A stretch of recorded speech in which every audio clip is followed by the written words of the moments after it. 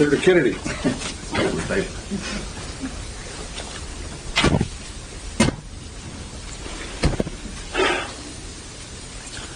Okay, I want you to listen up. Here's the drill. President Biden is in trouble. Welcome to Liberty Watchtower, your front row seat to the pulse of American politics. Here, we cut through the noise to bring you sharp, timely updates, in-depth analysis, and bold commentary on the issues shaping the nation. Whether it's breaking news from Capitol Hill or grassroots movements making waves across the country, Liberty Watchtower keeps you informed, engaged, and ready to think critically. Subscribe and stay tuned. Freedom starts with awareness. Now, let's dive in. Immigration policy, especially as it relates to the U.S.-Mexico border, has long been one of the most polarizing issues in American politics. The southern border represents not just a physical boundary, but also a symbolic fault line in the national debate over sovereignty, security, and humanitarian responsibility. Over the past 3 years, the Biden administration has taken a more lenient and humanitarian approach to immigration compared to the prior administration under Donald Trump. Biden rolled back several Trump-era policies, including Remain in Mexico and aggressive family separation measures, while increasing protections for asylum seekers.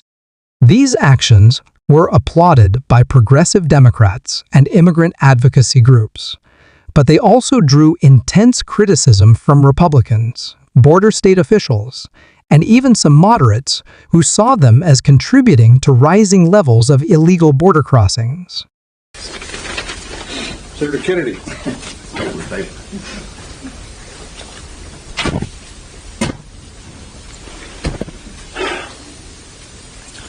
Okay, I want you to listen up. Here's the drill. President Biden is in trouble politically. He's polling right up there with fungal infections. Part of the reason for that is that he gave in to the loon wing of his party, and he dissolved the southern border.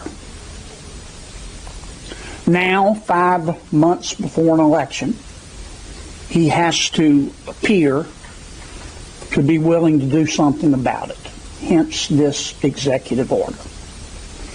And he expects you to report this epiphany that he has had, take what the White House is telling you, balance it on your noses like trained seals, and report it uncritically. For 3 years, we have watched President Biden push on a door that has been clearly marked full.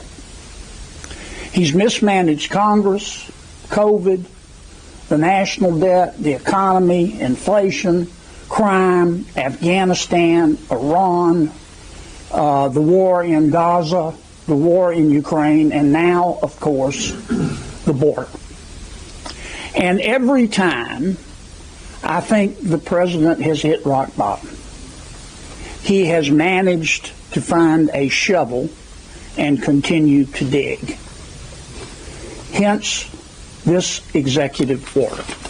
And I think that's what the American people see. The first question I would ask President Biden is this. It's a little late, isn't it, Mr. President?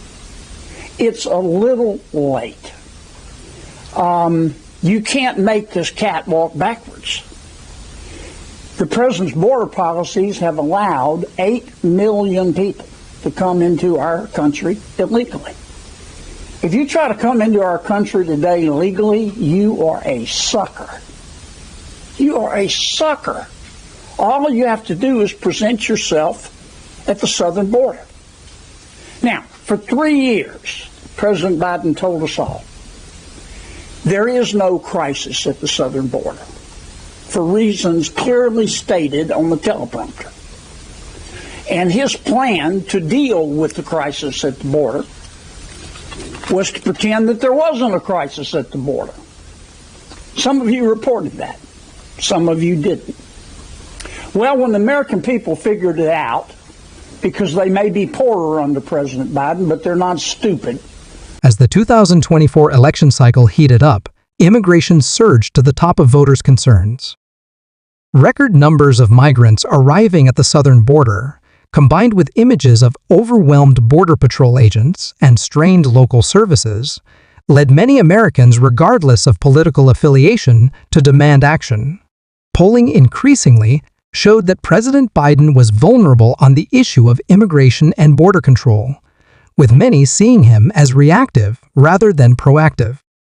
Fast forward to 2025, with just months left before a crucial presidential election, President Biden signed a sweeping executive order aimed at tightening restrictions at the southern border.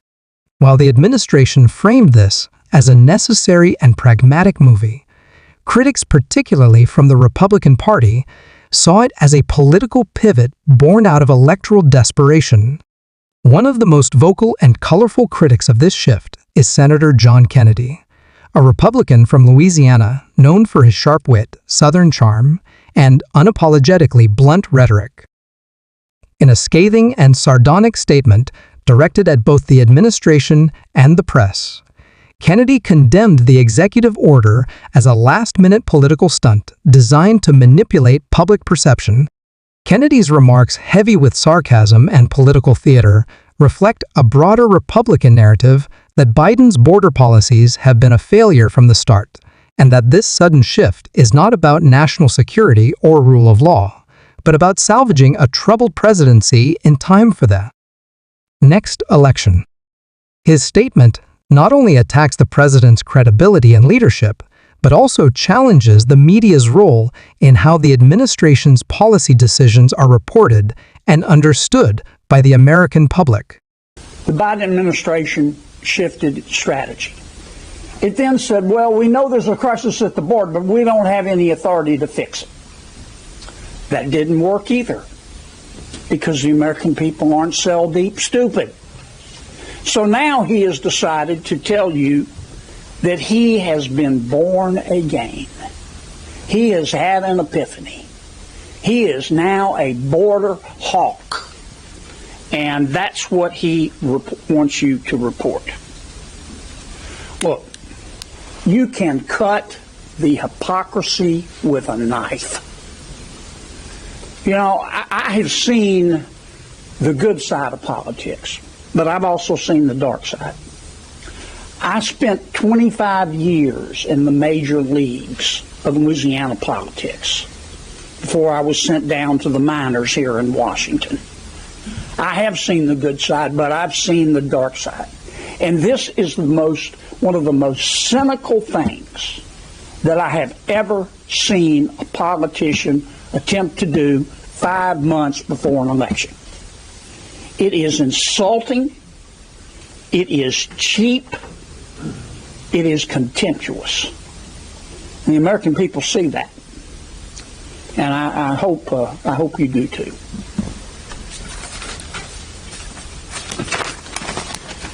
Ricketts, you're the man.